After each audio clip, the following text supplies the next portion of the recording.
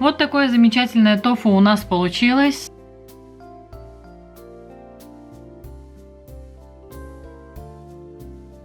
Всем огромный привет, наши дорогие, любимые, самые лучшие подписчики и гости канала. Добро пожаловать на мой кулинарный канал. Сегодня по вашим многочисленным просьбам готовлю тыби, или как в России называют этот вкусный и полезный сыр, тофу.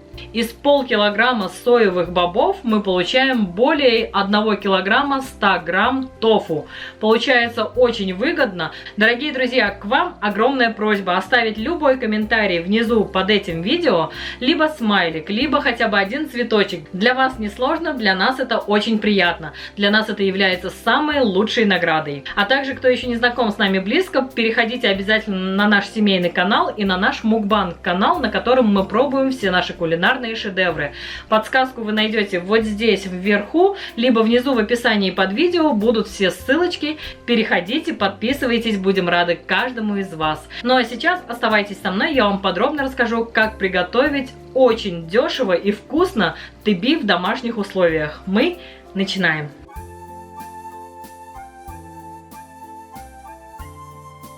Чтобы приготовить тофу, в России называют тофу, в Узбекистане называют тыби. Нам потребуется 500 грамм соевых бобов. Вот, смотрите, показываю вам на весах. Ровно 500 грамм у меня здесь. Вот, друзья, посмотрите, в сухом виде соевые бобы выглядят вот так.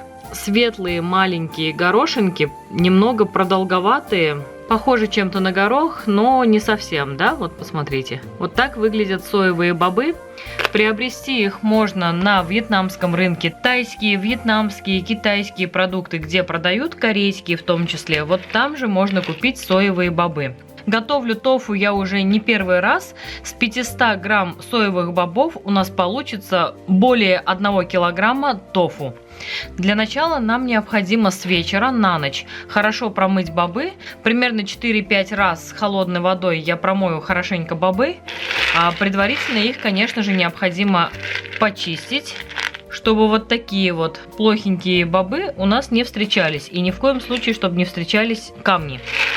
Такое тоже бывает. Иначе, если вы не прочистите, можно просто повредить блендер. Поэтому заранее прочищаем бобы и хорошо промываем. Друзья, посмотрите, бобы я промыла. Они уже набухли и стали вот такими. Хотела сразу предупредить, бобы очень нежные.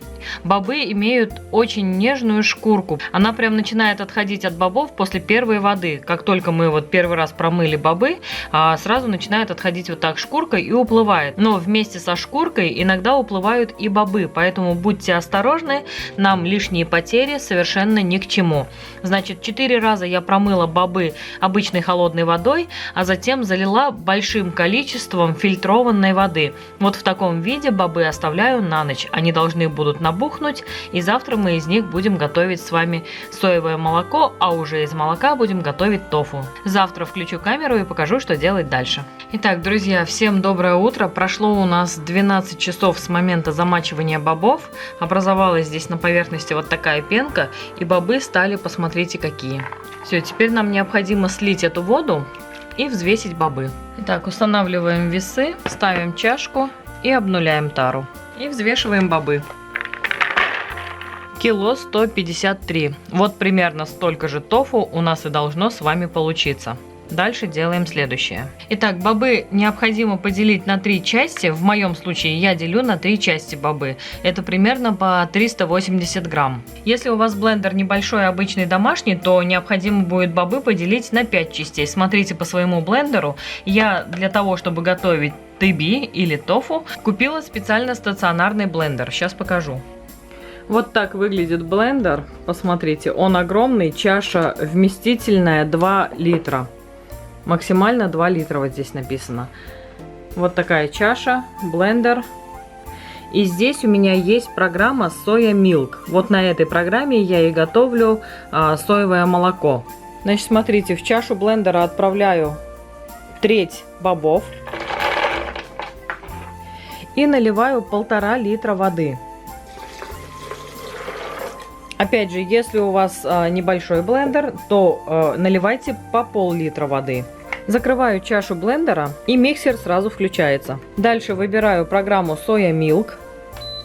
Соевое молоко мой блендер будет готовить в течение 6 минут на самой высокой скорости. И нажимаю кнопку старта.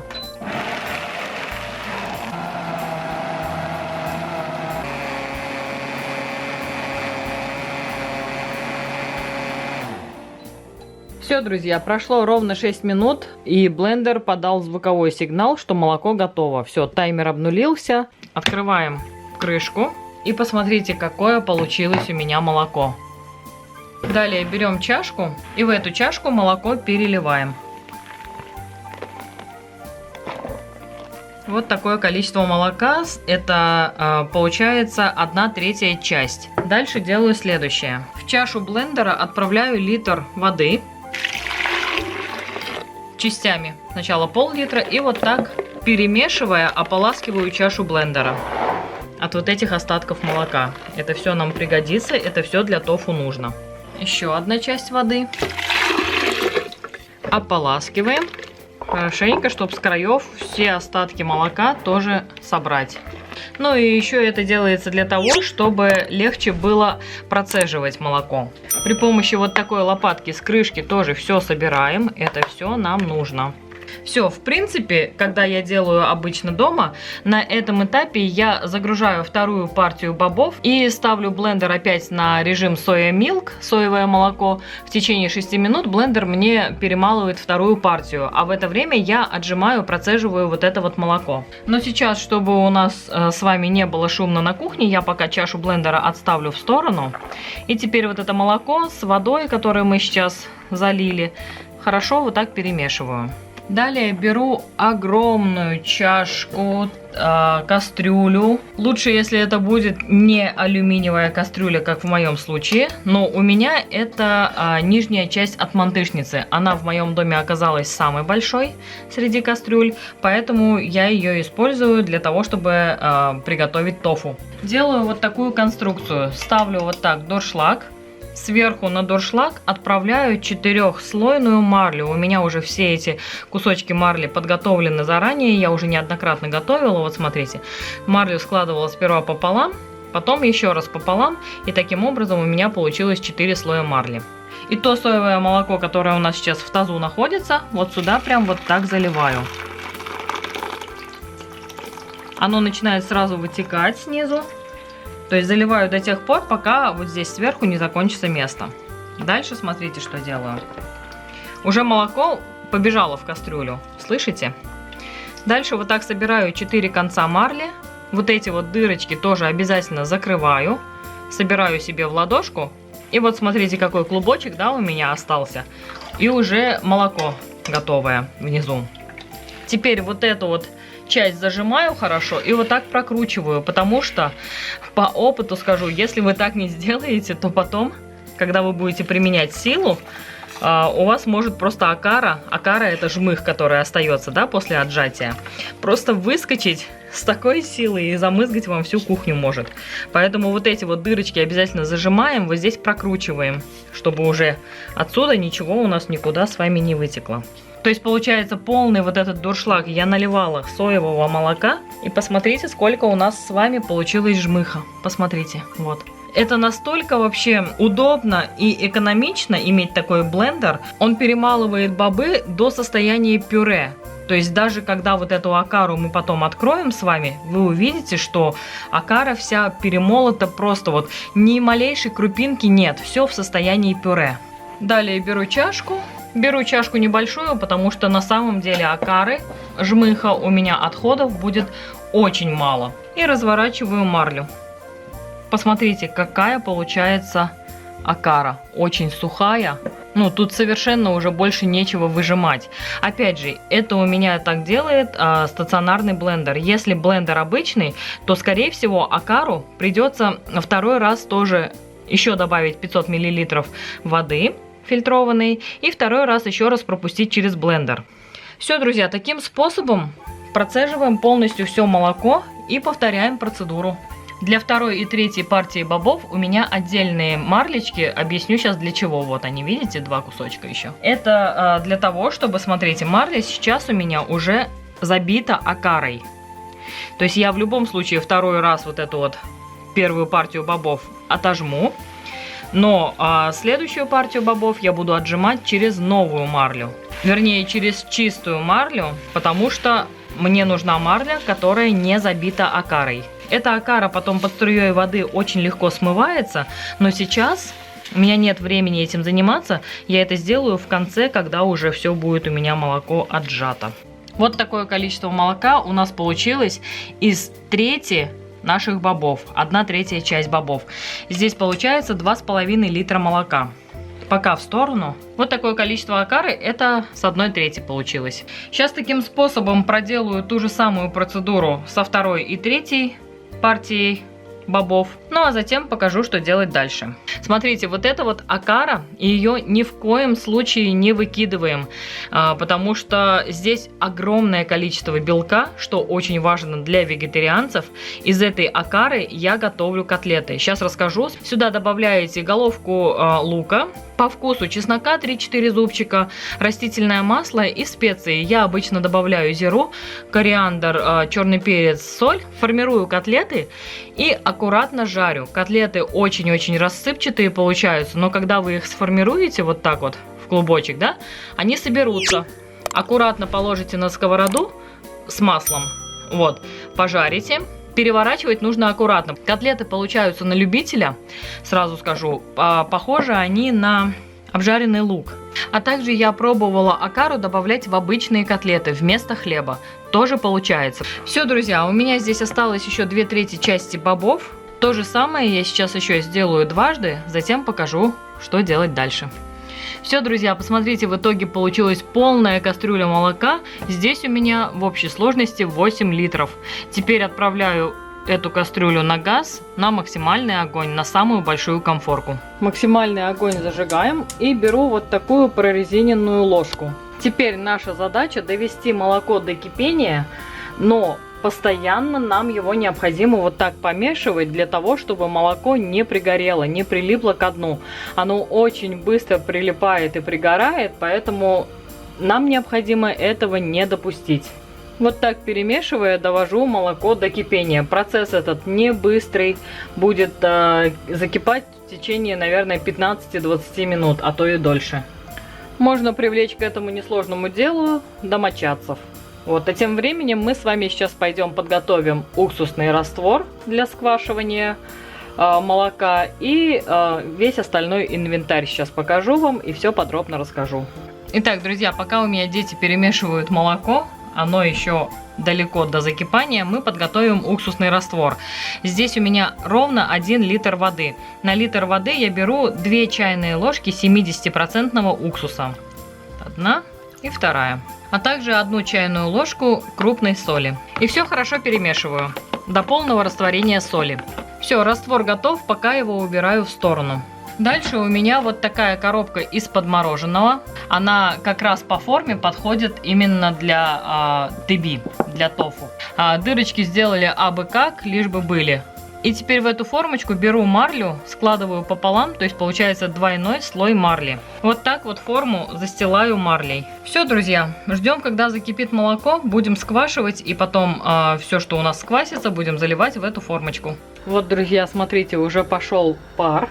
Скоро, значит, молоко наше уже закипит. По всему диаметру дна стараюсь ложечкой пройтись, чтобы молоко не пригорало. Все, как только увидели малейшие попытки молока закипеть, этого будет достаточно, уже можно будет выключать. Все, друзья, я вижу на поверхности молока, что происходит закипание. Вот прям под пенкой я вижу, как молоко шевелится и закипает. Видно вам? На этом этапе уже можно отключать газ. В общей сложности молоко кипятилось у меня 34 минуты. Да, это вот такой длительный и непростой процесс. Все, пойдемте к столу. Далее, друзья, смотрите, что делаем. Здесь у меня уже формочка подготовлена заранее. Далее беру всю ту же самую лопатку, которой я на протяжении всего времени перемешивала молоко. И начинаю, смотрите, что делать. Аккуратно вот так раскручивать, так, чтобы молоко медленно-медленно начало крутиться. Вот сейчас на этом этапе мы будем сквашивать уксусной водой наши тофу и получать тофу. Аккуратные вот такие движения делаем лопаткой, ложкой, чтобы молоко медленно крутилось. И начинаем заливать уксусную воду. Залили, ждем. Этот процесс тоже не быстрый. Там подождали секунд 30, еще налили. Продолжаем ждать. Крутить продолжаем очень-очень медленно, чтобы вот прям молочко еле-еле шло за нашей лопаткой. Вот так. Сильно теребить нельзя. Так учила бабушка 90-летняя, которая всю жизнь готовит тофу. Заливаем воду до тех пор, пока не увидим прозрачную желтую водичку. Когда у нас отделится сыворотка и появится тофу, мы это заметим. Сейчас я вам все покажу и расскажу. Но по опыту, опять-таки, вот этого литра воды должно хватить. Этот литр воды должен полностью у нас уйти с вами. Друзья, посмотрите, уже образовываются вот такие вот хлопья. Мы продолжаем медленно мешать. Уже совсем немного воды у меня здесь осталось. И потихоньку начинает появляться прозрачность, видите? То есть как раз сейчас, когда я долью полностью эту воду, вот посмотрите, прям на глазах появляется прозрачность. Прозрачная вот эта вот сыворотка. Главное не торопиться, этот процесс тоже должен быть медленным, долгим. На протяжении, ну, наверное, минут 15 надо вот так стоять и колдовать. Ну, минимум 10. Посмотрите, прям на глазах, да, происходит это? Все, и буквально у меня последняя капля воды осталась. В этом процессе самое главное не растеребить вот эти хлопья, а аккуратно, специально я взяла прорезиненную ложку и аккуратными движениями вот так вот раскручиваю. Все, последняя капля воды.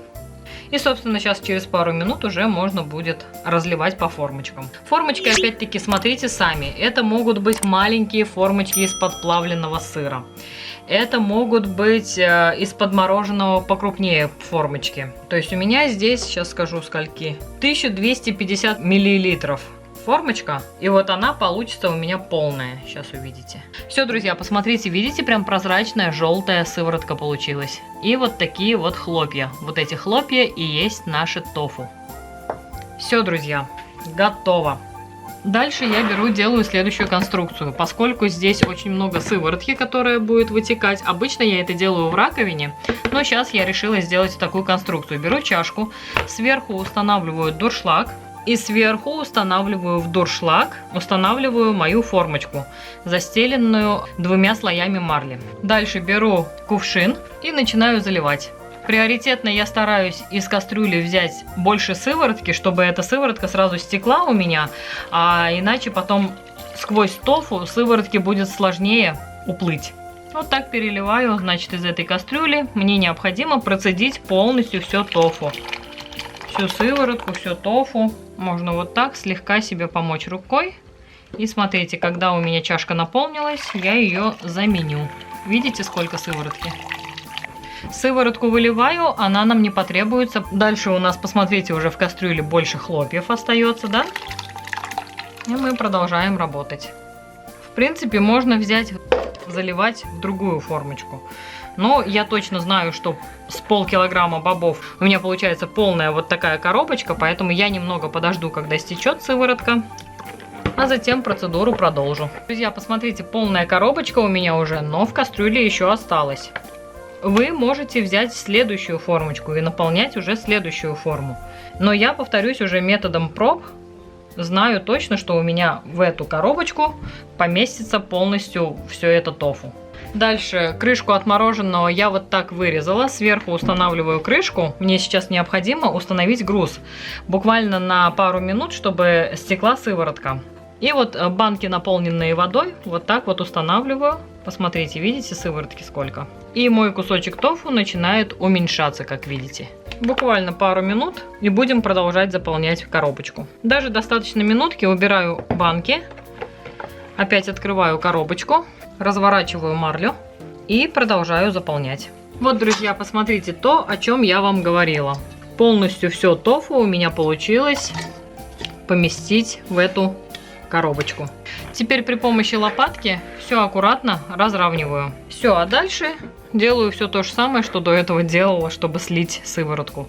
Закрываю вот так марлей. Дальше устанавливаю мою импровизированную крышку и устанавливаю банки. И оставляем теперь вот в таком виде ровно на 20 минут. По опыту хочу сказать, что этого времени более чем достаточно. Тофу будет мягким и в то же время будет очень хорошо держать форму. Все, друзья, прошло ровно 20 минут. Давайте посмотрим, что у нас получилось. Снимаем крышку, открываем марлю. Ну что сказать, тофу, прям настоящее тофу. Сейчас я взвешу еще его. Так, обнуляем весы и аккуратно перекладываем тофу. Вот так вытаскиваю сначала на ладошку, кладу на тарелку и аккуратно снимаю марлю. В итоге тофу у меня получилось 1 килограмм 114 грамм. Вот то, о чем я говорила, что с полкилограмма соевых бобов получается более 1 килограмма тофу. Посмотрите, какая красота и вкуснота. Сейчас разрежу и покажу, что у меня в разрезе. Итак, час X настал. Разрезаем тофу. Посмотрите, какая консистенция. Тофу мягкий, видно вам? Смотрите, пальчиком показываю. При этом он форму держит замечательно. Вот, смотрите, видите? От того, что мы процеживали через 4 слоя марли, тофу получается нежный-нежный. Посмотрите, как это выглядит в разрезе. Нежный, без каких-либо вкраплений. И он мягкий-мягкий. Посмотрите, вот сфокусировалось. Мягкий-мягкий, видно? И при этом вот как он форму держит. Посмотрите, вот одной рукой прям трясу. Форму держит замечательно. 20 минут под гнетом – это самое идеальное время.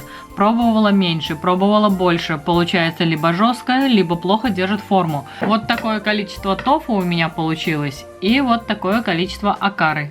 Ну а тофу можно кушать уже в любом виде. Можно просто соевой пастой помазать, поесть. Можно приготовить соус из соевой пасты.